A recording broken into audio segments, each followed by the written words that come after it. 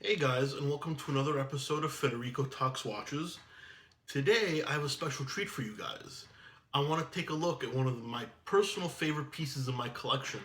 That's the IWC Vintage Collection Ingenieur Limited Edition Laureus Sport for Good Foundation.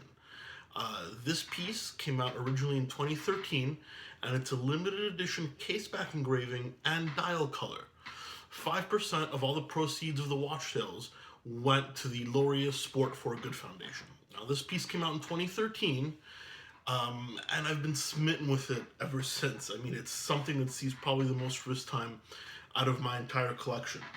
The IWC Vintage Collection, was also out in 2013, and they came out with the Vintage Aqua Timer, Vintage Engineer, the Vintage Pilot Watch. And the Vintage Engineer is based off the 1954 model 666A. So it is a little bit of a remake, a reissue, but I think the dial color makes it rather special. Why don't we take a look and you guys can tell me what you think. All right, thanks. Hey guys, and thanks for sticking around for the review of the IWC Vintage Collection Ingenieur Laureus Limited Edition. As I mentioned, this piece came out in 2013 and is one of my personal favorites in my collection. It's a 42 millimeter case and 14.5 millimeters thick, and the back is engraved with a special engraving by the Laureus Sport for Good Foundation. This here is number 903 of 1,000 made. And another thing that makes this limited edition is the beautiful blue colored dial. I just love that. It's very hard to capture in not natural light, but it's something really, really special in my opinion. Actually, another thing I love is that red dot on the second hand. Gives it a really special look. Excuse the scuffs. This is a watch I've had for a little while, and I do wear it quite a bit, and it is one of my favorites.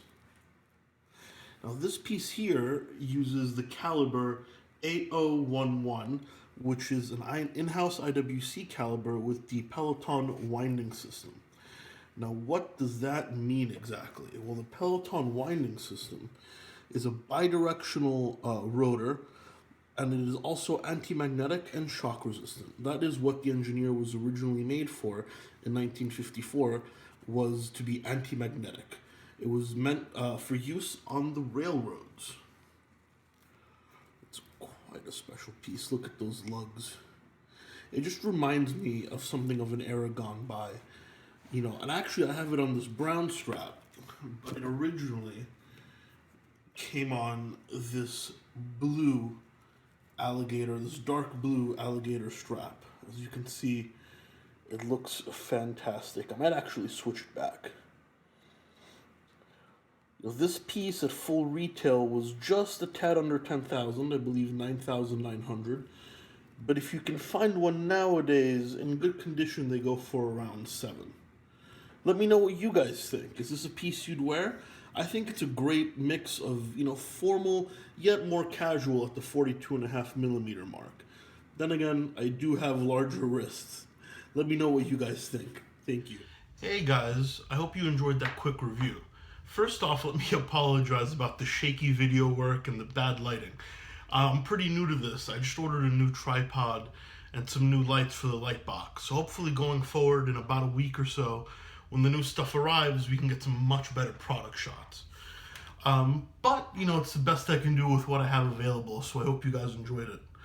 Another thing I forgot to mention about the Engineer, I just wanted to put it in there, it's got a Faraday cage. Now that's a soft iron core in between the movement. Inside the case there's a soft iron core, and embedded in that is the movement, and then there's another case back, and then there's this case back. That keeps it even more anti-magnetic. It's called a Faraday cage.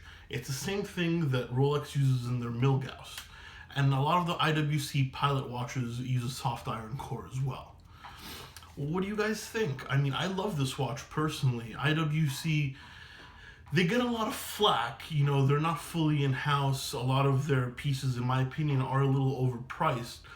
But this being something limited, you know, something that I found aesthetically beautiful and I couldn't find every day because it was limited to 1,000 pieces. I just, you know, I had to buy it. You know, so you know, this is one of my favorite pieces, and who knows? Hopefully, one day I'll have another IWC piece. I have my eye on a 7-day Ingenieur. Correction, I have my eye on a 7-day Portuguese. You know, so hopefully that'll be the one of the next pieces in the collection. Anyway, thank you for sticking around for a shorter episode of Federico Talks Watches. Hopefully, I'll see you guys tomorrow. Thanks. Take care.